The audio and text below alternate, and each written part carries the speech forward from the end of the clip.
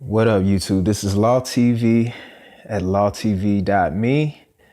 And today I want to talk a little something about Star Wars in regards to the Tao Te Ching. So if you all are here because you're fans of Star Wars like I am, then I hope that you stick around and just hear me out, because there's some similarities to how the Force works in Star Wars as opposed to understanding how to live in this world, this universe, based on the Tao Te Ching. So I hope it doesn't, get too deep or anything, but I really wanted to do this because there's a lot of negativity about Star Wars right now online. And it's unfortunate because I think that a lot of people misunderstand the whole idea of Star Wars. And now everyone's upset because something that they really wanted so bad to be a certain kind of way is not that way. And it's unfortunate because I believe that Star Wars has a very close similarity to Taoism. And in Taoism, it's like getting upset about Star Wars not being the way you wanted it to be is kind of like, I don't know, like it doesn't make sense really. And I mean, okay, there's flaws in Star Wars, okay. But I mean, maybe there's more flaws in Star Wars, these latest Star Wars films to you, or the prequels. People hate the prequels. Not anymore. The new thing is to hate Disney era Star Wars instead of the prequels now. The prequels are like, in comparison now. But the original trilogy is always going to be the gold. But I'm like, they all have their flaws. And I enjoy finding the flaws and seeing how they fix those, or whether they do or whether they don't. But it's a story. So like, if it's a story, why are you so attached to it? If it doesn't go in the direction that you want it to go in, okay, time to move on to something else. Maybe you've grown into a different type of person, or what, who knows what it is, but why get so upset about it? It's a waste of energy, I think. But let me go on ahead and read to you the first verse of the Tao Te Ching. Okay, the very first verse. This is when I first decided to read the Tao Te Ching. This right here just blew my mind, and I was like, okay, this speaks to me here, because this is the kind of thing. These are the kind of things that I think about and contemplate all the time. So it says, the Tao that can be spoken of. The Tao that can be spoken of is not the constant Tao. The name that can be named is not a constant name. Nameless is the origin of heaven and earth. The named is the mother of all things. Thus, the constant void enables one to observe the true essence. The constant being enables one to see the outward manifestations. These two come paired from the same origin, but when the essence is manifested, it has a different name. This same origin is called the profound mystery. As profound the mystery as it can be, it is the gate to the essence of all life. What does that sound like to you? What does that sound like to you? Like, seriously. the Tao that can be spoken of is not the constant Tao. When you speak it, it's still not the constant Tao. You can name it, you can call it whatever you want, but it's still not the constant Tao. You can't name it. It is what it is. It changes, it transforms, it moves around. Okay? And the change and understanding that, and how the form comes from the formless, the Tao, you have to understand that change is inevitable. It will always happen. And that's kind of how my philosophy on Star Wars, like, the change is going to happen. Our heroes from the original trilogy get old and they pass on, okay? Carrie Fisher is no longer with us. It's not like we could just create more Star Wars films with them in it. You know, we can do animated probably, but no, it's not like you can't get the expanded universe out of what we have today. You know, like you're definitely not gonna get Jedi Leia. You're not gonna get that, and Luke is not gonna be as powerful as he was in the EU. I mean, it can't happen the way we want it to in the films. And the films is supposed to be the thing that creates the whole skeleton of Star Wars. It's basically what supports it. And everything else comes from the super fans. Like, I'm a diehard. I read the books. I read the comics. I love it, you know, but the Tao Te Ching, on the other hand, this is something that is much more important to me. So, I mean, like, the name that can be named is not a constant name. You can't change. This universe is, it's not gonna be, like, we can influence it, but we can't manipulate it. Or when we try to manipulate it, it reacts against us. Well, everything kind of reacts, but the thing is that you'll get a negative result more times than you won't. Well, I guess that depends on perspective too. So, as you can see, I go, but this is what the Tao Te Ching will do to you. It will have you thinking about how you view things and how you choose to feel about them, what you want to do about it. Hang on. Yeah, so I had to go get my daughter real quick. She's here hanging out with me after her nap. I usually do my videos when my daughter takes a nap, but she's gonna hang out with me for a little bit.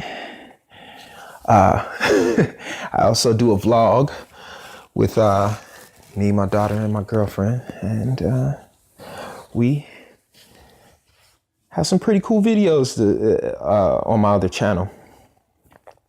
You can check it out if you want to. I'll leave a link down in the description. Anyway, but yeah, so the Tao Te Ching.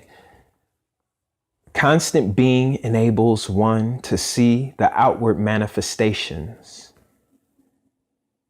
The constant being enables one to see the outward manifestations. The constant being enables one to see the outward manifestations. The constant void enables one to observe the true essence. Now, I read those backwards, but I did it for a reason. Because I wanted you guys to, like, the constant void enables one to observe the true essence. What's the true essence? What is that? The Force? Maybe. It could be. But yeah. And it says these two paired, like these two paired from the same origin. But when the essence is manifested, it has a different name.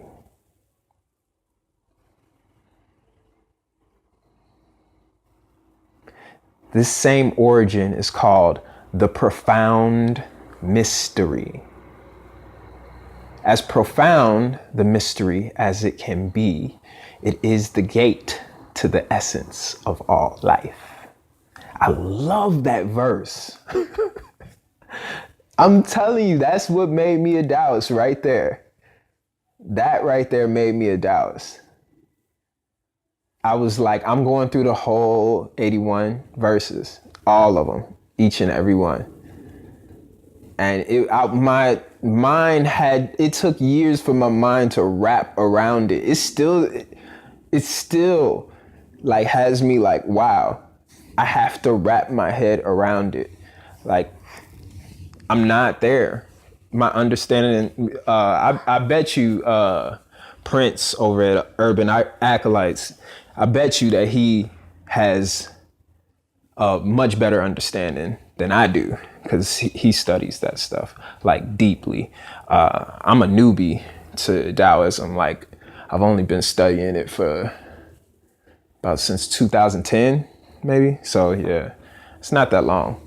But yeah, he's been probably studying this stuff his whole life. So if you really want to know about it, you go to him. But this here, I read the Tao Te Ching, and like my contemplation of it really helps me with choices that I make in my life and things that I do, you know? And that's why I'm like, is this about Star Wars? It's not. It's about life, man. That's why people get so up in arms, like talking about the SJW stuff. SJWs, okay. Why are you so passionate about talking about that kind of stuff? Like, because it's about life. Something triggered you to speak about that, to get all up in arms about it, because it's something that you see it in your day-to-day life, and you feel some type of way about it. And that's for everybody. Like it's movies are supposed to bring out emotions in you. Books are supposed to do the same thing. If they're good, they do it really well, and they make you come back and, you know, enjoy those books, the experience of those books. But sometimes they can make you hate them, but it still makes you keep coming back because you love that drama that's in that book. Even like people like even like bad movies. It just depends on perspective. So enjoy it or don't enjoy it. I don't know. Who cares? Star Wars is supposed to be about life.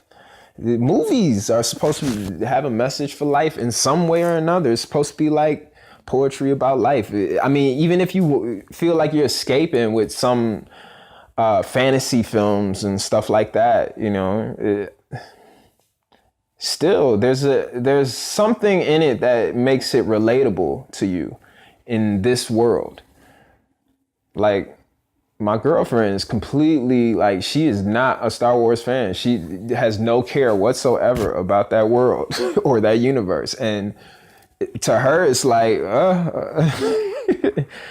I don't care, you know, and not saying that's a bad thing, but she just doesn't, that's not her thing. But this one likes Forces of Destiny. I could show her Forces of Destiny and she's like, she loves it. And a lot of people hate on Forces of Destiny, but Forces of Destiny is doing its job. It's doing its job. My little girl is hopefully gonna be a Star Wars fan. I'm not trying to force it on her, but if she happens, like every once in a while, I'll play something and see if she likes it, and she does. I'll play it for her again sometimes, but until she stops liking it. So we'll see. But anyway, that's the video for today. This is kind of just one of those videos where I just talk. I just want to see more positivity on Star Wars, and I think on a social level I can provide a little bit more positivity, because there's the channels that I watch speak about positive things for Star Wars, but I see a lot of negative stuff in my mini feed on YouTube, and I have to skip over it and kind of say that I'm not interested, because it's too much. It's like, you guys, okay, you don't like it. Good Lord. Fine. I love it. I don't care what it is, even the bad stuff. Like, I love nitpicking the bad stuff. Like, some of the Legends books are like, oh my goodness, just terrible.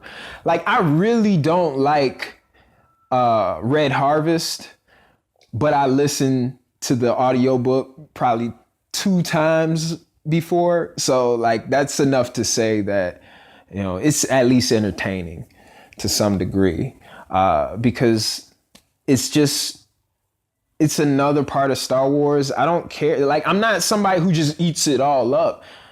I know that a lot of it, some of it's bad, some of it's not, whatever. Who cares? It's just, if you enjoy it, you enjoy it. If you don't, you don't. But why be screaming about it at the top of your lungs? Like, oh, they spit in the fans' faces. Ah, right. Like, who talks like that? She doesn't even want to be around me now, because that energy is so bad. All right, now, what you want to do? Here. All right. So anyway, if you guys enjoyed this video, hit that thumbs up button. If you didn't, oh goodness. If you didn't enjoy this video, well, you can always find another channel. And if you did enjoy it, you can also subscribe to the channel if you haven't already. And leave a comment about your thoughts. Like, what are your thoughts about the Tao Te Ching? Let me know. Let me know down below. I mean, I'm sorry if this was a little too laid back for you guys. I just want to talk about Star Wars and kind of do it on a real social level. Like, we're just having a conversation about Star Wars, and I'll bring up, some of the stuff that I study about it, and you guys could give me feedback. This is a conversation for mature people, in my personal opinion, because I really, you guys, if you're coming here being like extremely immature, I'm not gonna give that energy to you. Like, for a minute, I'll probably entertain it a little bit, but no, not in this community, because I want to keep some positivity. I want to have a place for people who enjoy it, because there's not very many. I want to keep that a safe haven for people who really enjoy Star Wars. Like, stop it with all the hate. Oh my goodness. It's like a cancer, and you want to try and get away from it. And I'm not trying to be around it that much. Like, I want to go and talk about Star Wars with people who love it, not people who hate it. All right. See you guys later.